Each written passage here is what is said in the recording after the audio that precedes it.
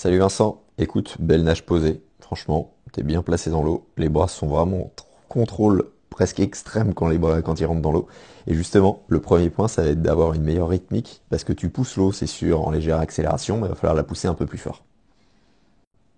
Donc pour réussir ça, je te propose trois orientations, trois moyens d'y parvenir. La première, c'est de travailler sur l'expiration, d'accord? De voir l'expiration qui te convient le mieux. Est-ce que c'est une expiration continue? Est-ce que c'est une expiration bloquée ou saccadée? Donc bloquée, c'est tu bloques par exemple les deux premiers quand tu respires tous les trois et tu vas souffler uniquement sur le dernier. Est-ce que c'est une expiration où tu vas souffler sur tous les mouvements mais que sur le dernier? Ça, c'est l'expiration saccadée. À voir en fait ce qui te convient le mieux, sachant qu'on peut jouer sur ces expirations aussi pendant la séance, peu importe après ce que tu utilises en course, mais ça permet de débloquer notamment les fins de poussée en expiration saccadée quand tu expires que sur la position clé numéro 3 là, quand tu vas sur le bras droit, quand c'est sur l'extension de l'avant-bras sur le bras.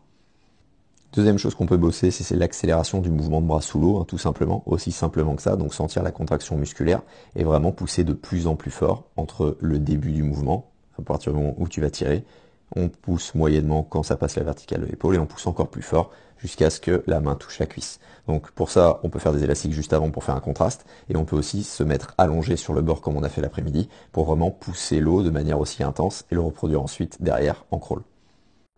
Le dernier point qu'on peut faire, c'est de travailler sur le retour aérien. Donc vraiment prendre le temps sur le début, mais surtout quand le bras rentre, tu vois, de pas le contrôler comme ça, de vraiment l'envoyer, que ça fasse presque du bruit quand le bras rentre dans l'eau, pour accélérer cette entrée de bras. Ça fait que derrière, ça va accélérer le bras qui est sous l'eau. Et donc bien sûr, ensuite, il faut chercher à mettre l'épaule vraiment en contact avec le visage pour se mettre le plus possible sur la tranche et que vu qu'on a accéléré l'eau de manière intense, faut se placer tout de suite en projectile sur le tambour moteur ensuite du bras. Donc ensuite, j'en profite tant que je suis sur ce point numéro 1 qui est sur la rythmique, parce qu'on est quand même sur les appuis d'une manière générale. Donc regarde ton bras ici, quand il sort de l'eau. Tu vois, il est en train de sortir de l'eau et t'as pas fini de dégager ton bras, t'as pas fini vraiment ta poussée. Donc on va chercher vraiment cette fin de poussée. Ça revient avec le sous-point numéro 2, l'accélération où on se concentrait sur le bras sous l'eau. On va chercher bras-corps, on va chercher main-cuisse, ok? Et on va attendre que l'épaule, le coude, la main se dégage avant de commencer à ramener, avant de faire le retour arrière. Et ça tombe bien, le retour arrière, notamment l'accélération quand tu entrais le bras, c'était le troisième sous-point de ce premier point qui est la rythmique. Donc deuxième point, on va parler catch. Vidéo du haut, c'est celle du matin. Vidéo du bas, c'est celle après le travail d'appui, en début d'après-midi. Donc clairement, tu vois qu'il y a un truc vraiment là qui se passe, qui est vachement intéressant. Il y avait un tout début de catch, des prémices d'une rotation interne en haut déjà. Bon, pas sur tous les mouvements, pas sur celui-là, mais sur d'autres que j'ai vus. Donc c'était déjà un bon point. Mais là, clairement, là, il y a rotation interne, il y a flexion. Il n'y a pas flexion totale, il y a flexion presque à moitié. Donc c'est déjà un bon point. T'as juste à attendre et à fléchir encore un peu plus. Et là, tu auras un catch nickel. Donc ça, c'est vraiment un bon point parce qu'il est loin en avant de la ligne des épaules.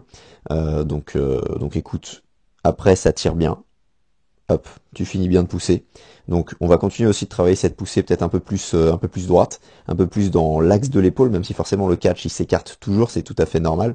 Mais après, je trouve que tes trajets sous-marins sont quand même un peu en arc de cercle, dans le sens où la main elle s'écarte aussi vachement, que le coude s'écarte c'est ok, mais tu vois là ta main elle reste à la verticale de ton coude, et donc l'idée sur ce post-catch, après le catch, c'est que ta main elle passe à la verticale de ton épaule, là où tu as un peu plus de puissance, comme si tu veux en fait passer au-dessus de tes appuis, ton corps il doit passer au-dessus, et donc la main doit passer vraiment à l'exact vertical pour que tu aies un point de puissance optimal, et que ce soit beaucoup plus facile d'accélérer l'eau ensuite. Donc je reviens sur la vidéo du matin. Regarde là, boum, le bras il est parti à l'extérieur. Et là, tu vas voir encore plus avant l'inspi. Donc là, c'est le moment où il y en a le plus. Donc je le prends exprès en point de référence justement pour te montrer comment ça part. Donc là, donc il n'y avait pas de catch. Donc avec le catch, ça partait déjà un peu moins, c'est sûr. Mais il va falloir mettre un peu le focus dessus, de chercher à avoir ce catch en premier, à mon avis. C'est ça qui va régler la première partie du truc. Tu vois, on prend le premier point. Et à partir du catch, on va chercher à tirer droit, donc à tirer vraiment vers l'arrière, et avoir moins cet arrêt de cercle, parce que plus t'écartes ici, plus il faut que le bras revienne, donc ça veut dire que l'amplitude propulsive, et que la main revienne, l'amplitude propulsive, elle est forcément réduite. Donc ensuite, troisième point sur le projectile. Première chose, ça va être de chercher à aligner bien la nuque, pour avoir le visage parallèle au fond de la piscine, et d'immerger l'avant du corps pour que l'eau s'écoule vraiment sur la nuque, que tu sentes beaucoup plus de sensations là-dessus, et que les talons remontent bien à la surface, que tu sois 100% à l'horizontale. Deuxième point, ça va être de chercher, pendant ton inspiration à avoir le bras toujours plus projectile pour réussir à réenchaîner derrière. Mais surtout, je pense que c'est là où le point va être le plus important sur l'inspiration, de chercher à inspirer un peu plus vite et d'être remis dans l'eau. Tu vois, quand tu remets ta main dans l'eau, quand ton bras il rentre dans l'eau, de vraiment avoir ce regard qui est replacé, cette nuque qui est à plat, d'être réimmergé après cette inspiration, mais assez rapidement, pour que quand le bras il rentre ici, quand ton épaule est bien toucher ton oreille, tu sois 100% remis, 100% immergé, pour pouvoir réenchaîner sur un mouvement propulsif avec ton autre bras. Et ce que j'aimerais rajouter sur le projectile, c'est par rapport aux jambes. Regarde, elles sont vachement écartées à chaque fois là. Et à mon avis, notamment sur les glissés, les fins de longueur, tu vas pouvoir les garder un peu plus en contact, les pieds un peu plus serrés, pour que l'eau s'écoule plus facilement aussi sur le corps. D'accord? Donc ça c'est un point en plus sur ce point numéro 3, mais ça va te permettre, je pense, de aussi baisser un peu plus les freins. Et pourquoi pas mettre les pointes de pied aussi dans un meilleur, encore un meilleur sens, un meilleur angle. Donc les pointes de pied vraiment vers l'intérieur, la jambe en rotation interne, pour réussir à mieux appuyer sur l'eau avec les pieds, et donc maintenir aussi l'horizontalité plus facilement, et basculer aussi plus rapidement sur la tranche. Et forcément ça va être important, pourquoi? Parce que quand tu veux rentrer le bras plus vite dans l'eau pour accélérer plus rapidement l'eau avec l'autre bras, bah, mécaniquement il faut basculer rapidement sur le côté pour se mettre en contact l'épaule avec le visage, et se mettre vraiment sur le côté. Et donc le battement est primordial là-dessus. Donc voilà Vincent, je te vois tout ce qu'il faut.